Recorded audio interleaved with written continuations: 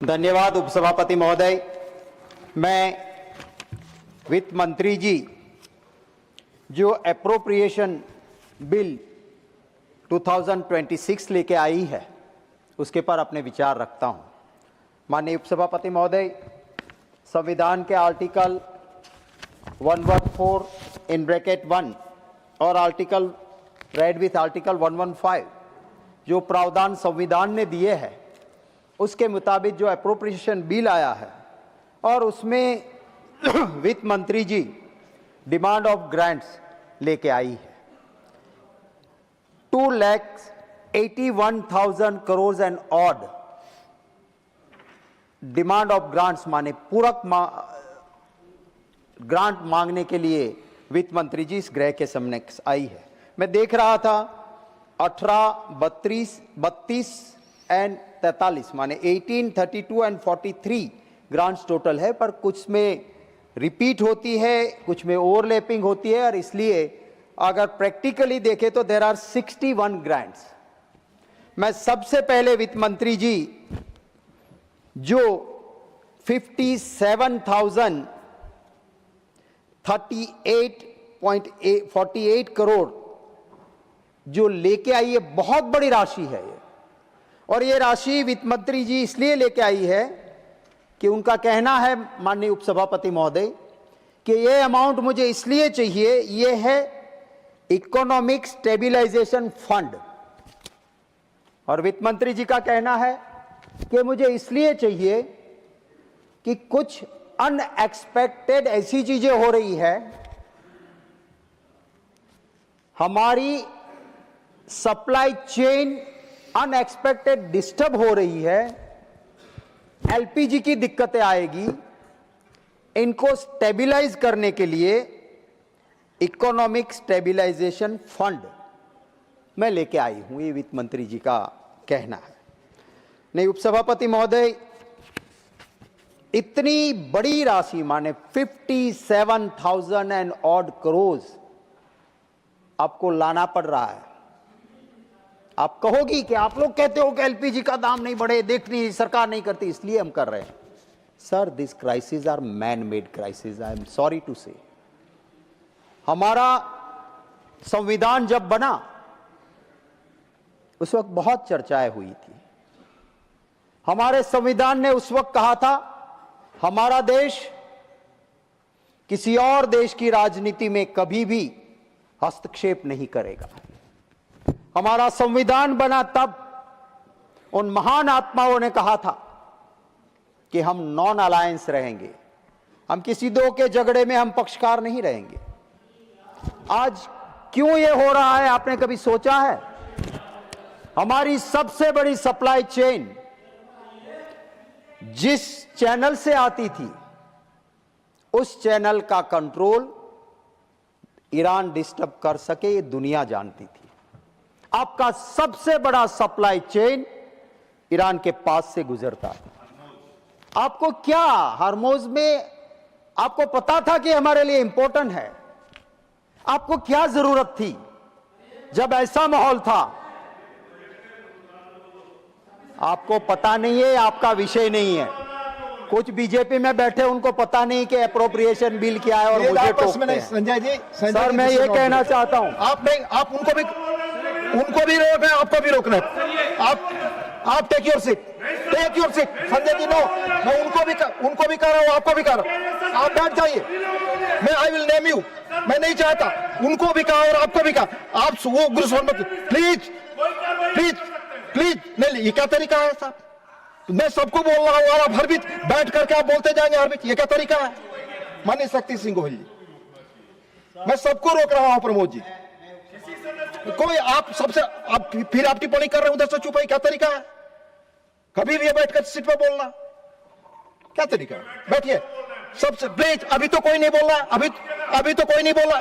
आप बैठ जाइए संजय जी, मैं कह रहा हूं बैठ जाइए। कोई नहीं बोल रहा, अभी आप शुरू कर रहे हैं। प्लीज बोलिए शक्ति सिंह गोहिल जी।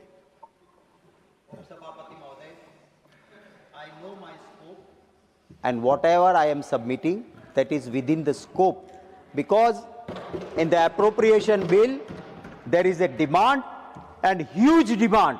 When there is a huge demand, on that I am speaking, but unfortunately, my friends from BJP, they don't know anything and unnecessary interrupting. आप बोलिए ना। सर, मैं ये कहना चाहता था कि हमें हमारा सबसे पुराना अच्छा व्यवहार ईरान के साथ था।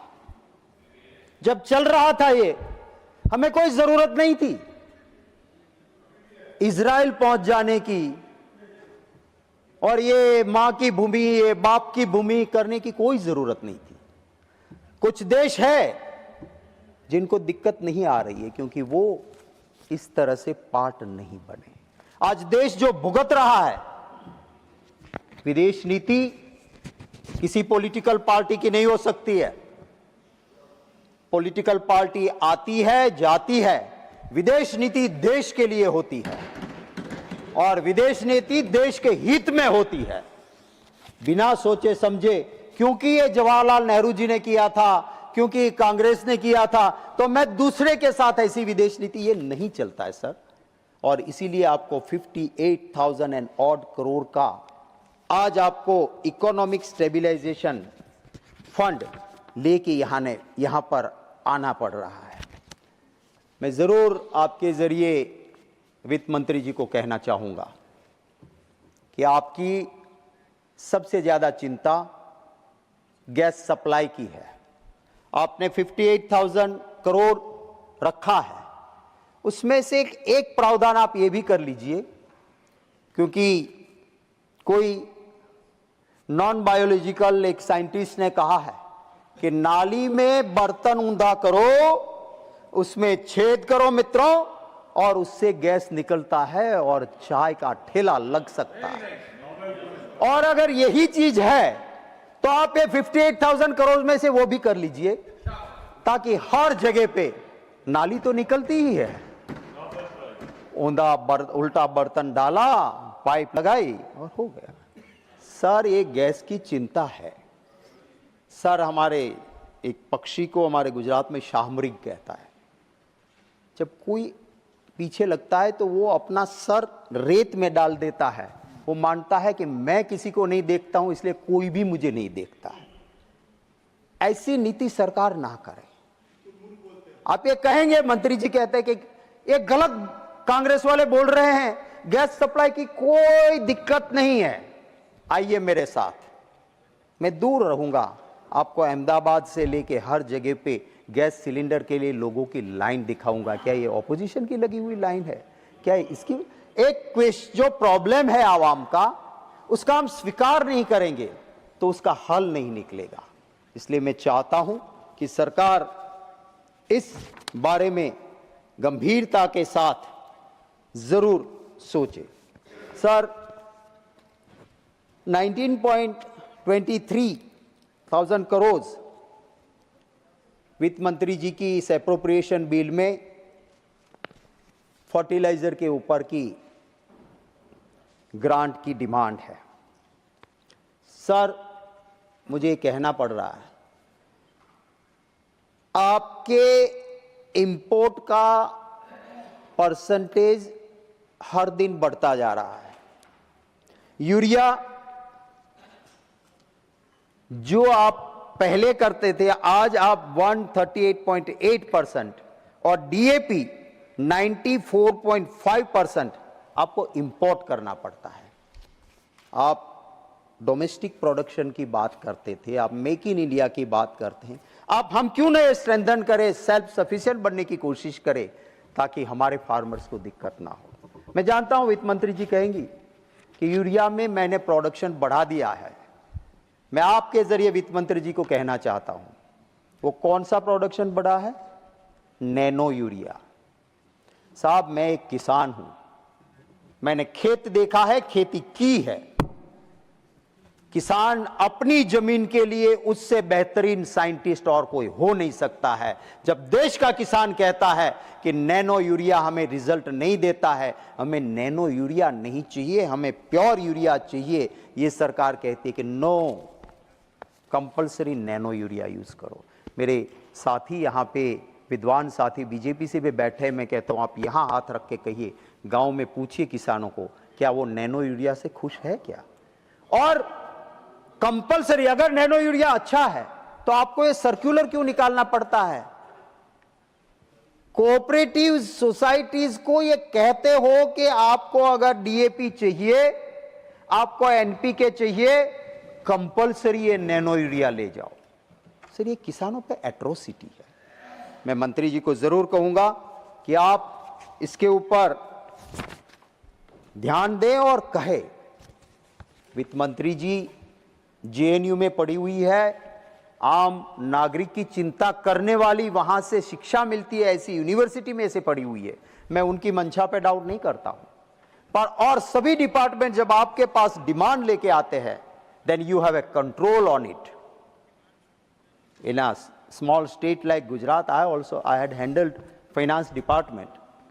हम पूछते थे उनको कि ये पब्लिक कंप्लेंट्स है, अथवा ये हाउस में चाहे ऑपोजिशन का एमएलए भी बोला था तो हम कहते थे कि विरोधी दल के नेता या ये एमएलए कह रहा था, आपके डिपार्टमेंट को ये ठीक करिए, क्योंकि आखिर में फाइनेंशियल कंट्रोल गवर्नमेंट में फाइनेंस डिपार्टमेंट का है और पूरी सरकार के फाइनेंस का कंट्रोल इस हाउस पे, ये दोनों लोकसभा और राज्यसभा के मेंबर्स हमारे हाथ में हैं। हम फाइनेंशियल अप्रूवल देते हैं और जब तक यहां से वहां वोटिंग होती है, यहां चर्चा होती है, हम सजेशन दे सकते हैं, ये हमारा अधिकार है। इसलिए मैं वित्त मंत्री जी इसको पॉजिटिव लेंगी, मैं इसका एक सजेशन देना चाहता हूं। आप इतनी सारी डिमांड लेके आए हो, सेकंड सेट ऑफ डिमांड से आए अप्रोप्रिएशन में। ग्लोबल रैंकिंग में ह्यूमन डेवलपमेंट इंडेक्स 2014 में हम कहां थे और आज कहां पहुंच गए विश्व में, दुनिया में, ग्लोबल इंडेक्स में, इसका जरूर आपको सोचना पड़ेगा। हेल्दी नेशन, वेल्दी नेशन, आपकी डिमांड्स में देख रहा था, इसके ऊपर ध्यान देना होगा। आज कैंसर की ट्रीटमेंट और हम जो सहाय देते हैं, बहुत बड़ा अंतर है। मैंने 10 मार्च को इसी हाउस में मेरा क्वेश्चन था सर, गुजरात में एनीमिक प्रेग्नेंट वीमेन और यंग गर्ल्स कितना % एनीमिक है उसकी बात की थी। जब वो डिपार्टमेंट के ऊपर भी आप कुछ बात करें, मैं जरूर चाहूंगा। Sir, defence services revenue 41,430.48 crore ये ग्रांट एप्रोप्रिएशन में लेके आए। वित्त मंत्री जी, हम आपको पूरी तरह से समर्थन करते हैं। डिफेंस में जितना भी पैसा चाहिए आप लेके आइए, वी आर विथ यू, हम आपको सपोर्ट करते हैं। हम आज अगर चैन की नींद सो सकते हैं घर में, पूरा देश तो ये इसलिए कि सरहद पे मेरा जवान खून पसीना बहा के भी सरहदों की रक्षा करने की तैयारी रखता है, इसलिए हम सो सकते हैं। मुझे खुशी होती कि आप R&D में भी पैसा डिफेंस सर्विसेज में लेके आते। डिफेंस में आपने सिर्फ रेवेन्यू में बढ़ाया, रेवेन्यू के लिए आपकी एक्स्ट्रा डिमांड है। हमारे जो दुश्मन है, चाइना है, पाकिस्तान है, आप देखिएगा चाइना का रिसर्च एंड डेवलपमेंट, आप जीडीपी के साथ, क्योंकि उनका जीडीपी तो बहुत बड़ा है, उनके साथ मैं आपको ये नहीं कहता हूं, पर कम से कम उनका R&D का जो बजट है और हमारा बजट देखिए। मैं आपके जरिए वित्त मंत्री जी से कहना चाहता हूं, जब डिफेंस सर्विसेज में 41,430 करोड़ का आप रेवेन्यू में डिमांड लेके आए हो, तब मुझे आपसे कहना है कि आप ये भी पर्याप्त नहीं है। मैं डिफेंस कमेटी का मेंबर हूं, कमेटी की बातें यहां नहीं करूंगा, पर मैंने देखा है कि जो फोर्स में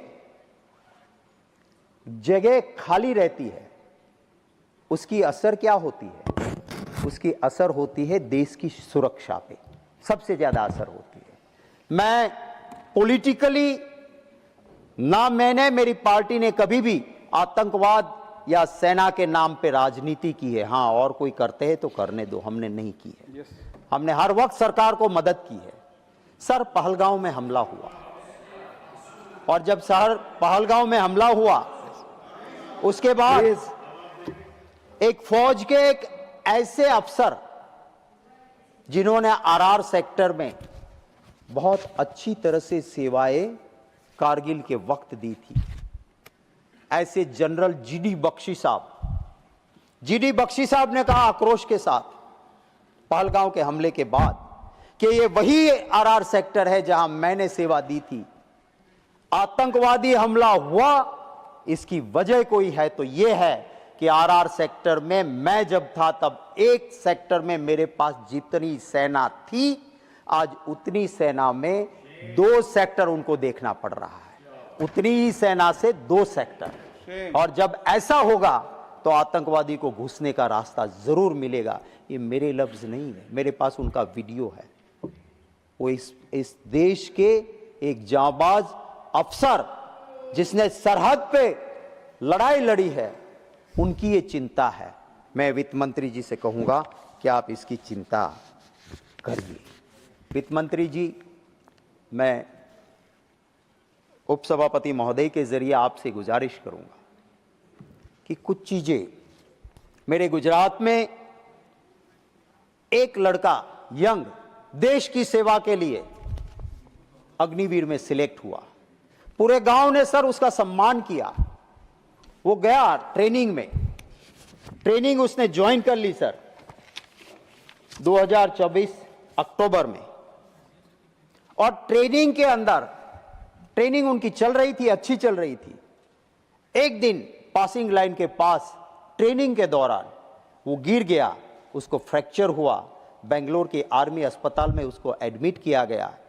उसके बाद उसको कहा कि 8 हफ्ते के लिए तुम घर जाके रेस्ट करो, इंजरी बहुत गहरी है, उसके बाद सर्विस ज्वाइन करना।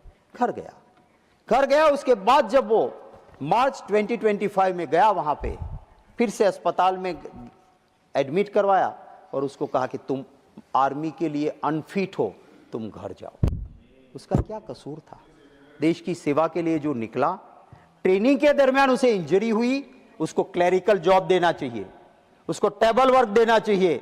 उसको सीधे ऐसे नहीं कह सकते कि जाओ तुम अग्निवीर हो, तुम्हारा जो हो चले जाओ। मैं उसका आपको जरूर आर्मी का उसका selection code Vaghuji Thakur Patan district का सिद्धपुर गांव का है, उसकी डिटेल दूंगा और वित्त मंत्री जी से गुजारिश करूंगा कि इंसानियत के नाते ऐसे जवान जो है उनको वापस भेजना चाहिए। सर फौज के अंदर एक्सपर्ट्स लोग बैठते हैं और इसीलिए मुझे याद है एक जनरल साहब बिल का पर माननीय शक्ति सिंह गोयल जी? बिल पे, इसी बिल पे, हाँ जी इसी बिल पे। मैं ये कहना चाहता हूं सर कि फौज में एक्सपर्ट्स लोग होते हैं। अगर कोई वो कहते हैं उसके बाद दूसरा कहना, मैं मानता हूं हमारे पॉलिटिशियन के लिए ना ठीक है ना फौज के लिए ठीक है। पाकिस्तान के साथ युद्ध चल रहा था, फौज ने कहा कि कंड्यूसिव एटमॉस्फेयर नहीं है। उसको पूछा गया कि क्या बादल है? फौज ने कहा बादल भी है। कंड्यूसिव आई डोंट नो, समझा या नहीं समझ में आया। बादल है तो कोई बात नहीं, जाने दो, बादल में दिखेगा नहीं। सर, सिंथेटिक एपरेटिव रडार SAR कहते हैं। Now latest SAR is available. कितने भी घने बादल हो, रडार में वो देखा जाता है। सर, हमारे पास भी ऐसे रडार है, पाकिस्तान के भी पास ऐसे रडार है। और इसलिए फौज ने कहा था, बोले नहीं बादल है जाने दो। हुआ क्या सर? हमारा एयरक्राफ्ट गिरा दिया। अभिनव नाम का हमारा पायलट पाकिस्तान ने पकड़ लिया और फिर दुनिया के सामने बड़ा दिल दिखाते हुए हमारे पायलट को वापस किया। ये सब क्यों हुआ? क्योंकि एक नॉन बायोलॉजिकल इंसान की ये गलतियों की वजह से सर ये हुआ। आप जानते हैं, वो रिकॉर्ड पे नहीं जाएगी।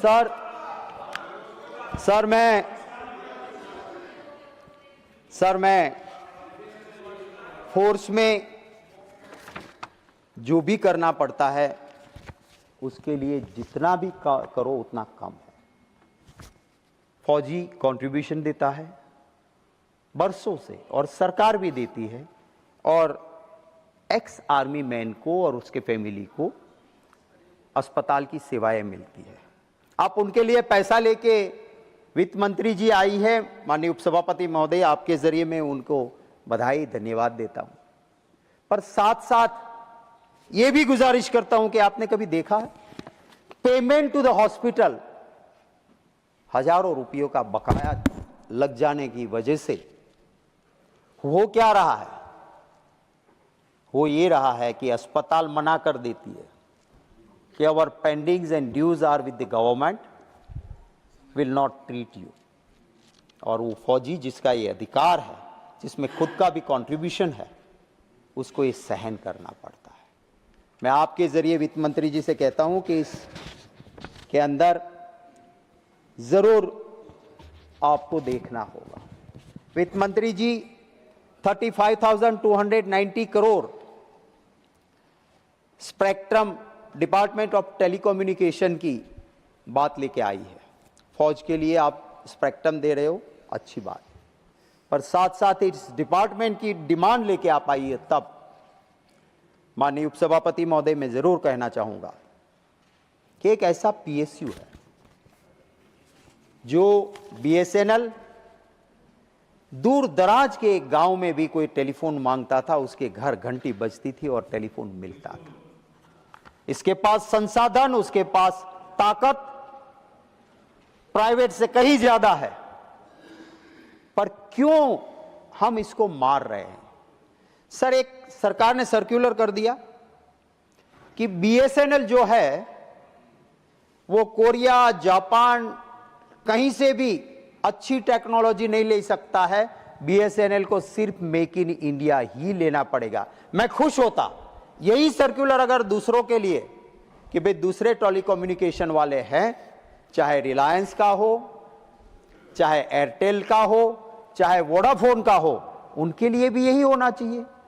कंपटीशन तो तब होगी ना, आप एक के पांव में जंजीर डालोगे और दूसरों को छूट दोगे और कहो कि करो कंपटीशन। बीएसएनएल के लिए रूल बनाया, प्राइवेट के लिए नहीं। आज हर प्राइवेट कंपनी कुछ नया दे रही है और बीएसएनएल कुछ काट रही है। मुझे अभी अहमदाबाद में मैंने फोन किया बीएसएनएल के अफसर को कि भैया कॉल डाइवर्ट फैसिलिटी ये साहब हमने बंद कर दी है, अब स्पेशली हम आपको रिक्वेस्ट करना पड़ेगा, कस्टमर को जाएगा तभी कॉल डाइवर्ट होगा। बोले ये सर्कुलर आया। मैंने कहा सर्कुलर प्राइवेट कंपनी को नहीं असर करता है। पीएसयू है वो प्रॉफिट ओरिएंटेड नहीं है, वो सर्विस ओरिएंटेड है और देश की सेवाओं के लिए पीएसयूज को स्ट्रेंथन करना बहुत ही जरूरी है। सर, जल जीवन मिशन, इसके लिए वित्त मंत्री जी डिमांड लेके आई है। सर, अच्छी बात है, गांव में पहली बार, तब तक कोई सोच नहीं थी, पीने का पानी की बात सब करते थे, शुद्ध पीने का पानी, वो अगर कोई बात की तो राजीव गांधी जी ने पहले की थी कि शुद्ध पीने का पानी, और इन्होंने शुरुआत की। आप नल से जल जीवन मिशन में पैसे दे रहे हो, गुजरात में कुछ जगह हम पीछे लगे तो एफआईआर हुई है। सर, क्या होता है, नल तो लग जाता है, नीचे पाइपलाइन नहीं होती है, और फिर जब नल खोलता है कोई तो पानी नहीं आता है और दीवार पे लिखा होता है बीजेपी। हमारे गुजरात में कहते बीजे माने दूसरी जगह जाके पी, यहां नहीं मिलेगा। ये जल जीवन मिशन है। ये हालत जल जीवन मिशन की है। सर, कच्छ में सबसे ज्यादा पीने के पानी की जरूरियात होती है, आपने बहुत पैसे दिए वहां पे, और जो पाइपलाइन लगनी चाहिए, मैं चैलेंज के साथ कहता हूं, सीबीआई को इन्वेस्टिगेशन दे दो, पूरा खर्चा और जो पेनल्टी कहेगी गवर्नमेंट मैं भरूंगा। वहां जो पाइप जल जीवन मिशन में लगनी चाहिए वो बीजेपी के नेता के फार्म में पानी पहुंचाने की लगाई दी गई है और पानी कच्छ में नहीं मिल रहा है। सर, हमने पंचमहाल डिस्ट्रिक्ट में मुद्दा उठाया, एक अधिकारी ठीक निकला, उसने एफआईआर की है कि जल जीवन मिशन में करोड़ों रुपए चाव किए गए हैं। तो इस जल जीवन मिशन सिर्फ करप्शन का जरिया ना बने। मैं आपके जरिए वित्त मंत्री जी से कहना चाहता हूं कि कम से कम इसका असलियत थोड़ा सा आप चेक करवाएंगे, फिर ये मंशा अच्छी, पर इसके लिए काम भी उसी तरह से होना चाहिए। सर, यहाँ पे सिविल एविएशन के लिए भी एप्रोप्रिएशन बिल में एक ग्रांट का बहुत बड़ा हिस्सा वित्त मंत्री जी के बिल में है। मैं आपके जरिए कुछ मुद्दे की बात करना चाहता हूं। सर, प्राइवेट को एयरपोर्ट्स दे दिए हैं। एयरपोर्ट्स में पहले कानून साफ था, पैसेंजर यूजर्स डेवलपमेंट चार्ज। वो पैसेंजर का यूजर्स डेवलपमेंट चार्ज किस तरह से गिना जाता था, उसके एक नियम, उसका एक अलग प्रावधान, उसका एक अलग से इंडिपेंडेंट अथॉरिटी जो तय करती थी। इस सरकार ने क्या कर दिया, पहले ये कानून था कि एयरपोर्ट के अंदर अगर कोई शॉप्स क्रिएशन के लिए पैसे लगे, क्योंकि जितना इन्वेस्टमेंट होता है एयरपोर्ट में उसके आधार पर यूजर्स डेवलपमेंट चार्जेस लगते हैं। पहले प्रावधान था कि जो ये दुकानें लगती है, जो शॉप्स बनती है, उसका तो वो किराया वो लेता है, जो भी एयरपोर्ट चलाता है वो, इसलिए उसका पैसा पैसेंजर के ऊपर ये एयरपोर्ट का इन्वेस्टमेंट में नहीं गिना जाएगा। और सच भी है, क्योंकि पैसेंजर जाता है वो तो मॉल में जाएगा शॉपिंग करने, एयरपोर्ट के अंदर शॉपिंग करने थोड़ा ही पैसेंजर जा रहा है। हाँ, कोई जरूरत पड़ी, छोटी मोटी चीज, मेडिकल स्टोर, ये हो गया ठीक। आज तो एयरपोर्ट में बड़े बड़े मॉल बना दिए, और ये मॉल के लिए जो इन्वेस्टमेंट होता है, पहले कभी भी पैसेंजर के ऊपर उसका यूजर्स डेवलपमेंट में नहीं गिना जाता था। सरकार ने कानून बदल दिया, दोस्त अदानी ने ले लिया, तो उसके बाद से ये यूजर्स डेवलपमेंट चार्ज पैसेंजर के ऊपर, अंदर वो माहौल बना खड़ा कर देगा, उसका इन्वेस्टमेंट किया, उस पैसे का चार्ज किसके ऊपर लगेगा, पैसेंजर के ऊपर। 250 रुपये में जो यूजर्स डेवलप, मेरा ही क्वेश्चन था सर, इस सरकार का जवाब है 250 रुपया था $, users development charge Ahmedabad airport में। आज 1680 रुपये लगते हैं। कौन सा स्वर्ग खोड़ा हो गया कि 250 से 1680 हो गए। ऐसी चीजों को देखना होगा। इस देश को इस तरह से कोई लूट चला सके, ये हो नहीं सकता। सर, एक सबसे बड़ी डिमांड ग्रांट की एडवर्टाइजमेंट, इंफॉर्मेशन टेक्नोलॉजी, उनके लिए कम्युनिकेशन के लिए लेके वित्त मंत्री जी आई है। मेरा तो यही कहना है कि आप जब डिपार्टमेंट आते हैं तो आप उनसे पूछते हैं कि when I made the budget, आप ही के डिपार्टमेंट ने कुछ चीज़ें बताई थी और हमने बजट का एस्टिमेट किया, रिवाइज एस्टिमेट होता है। पर ये इतनी बड़ी आप ग्रांट एप्रोप्रिएशन में पूरक मांग में लेके आते हो, उसकी वजह क्या है और क्या ये पैसे सही जगह जा रहे हैं? सर, ये मेरा तेरा भी होता है। अगर किसी जर्नलिस्ट ने सच बोल दिया तो उस मीडिया हाउस की एडवर्टाइजमेंट बंद। यस यस यस यस करे, वाह वाह वाह वाह करे, उनको जितनी चाहे उतनी मिलती रहे। ये प्रजा की ट्रेजरी के पैसे हैं। आप जिन जिन डिपार्टमेंट में सप्लीमेंट्री डिमांड्स लेके आए हो, उसके सामने आपने जिन डिपार्टमेंट्स को बातें ग्रांट दी थी, वहां पे सेविंग हो रहा है। और वो कौन से डिपार्टमेंट है? वो जनता के हित करने वाले हैं। सर, मेरी 1.5 मिनट बाकी है, वो मेरे दूसरे साथी कोई बोल सके, इसलिए मेरी बात को यहीं ख़त्म करते हुए एप्रोप्रिएशन बिल के ऊपर मैंने जो कुछ सुझाव दिए हैं उसको पॉजिटिवली वित्त मंत्री जी ले, ये आपके ज़रिए मैं रिक्वेस्ट करता हूँ।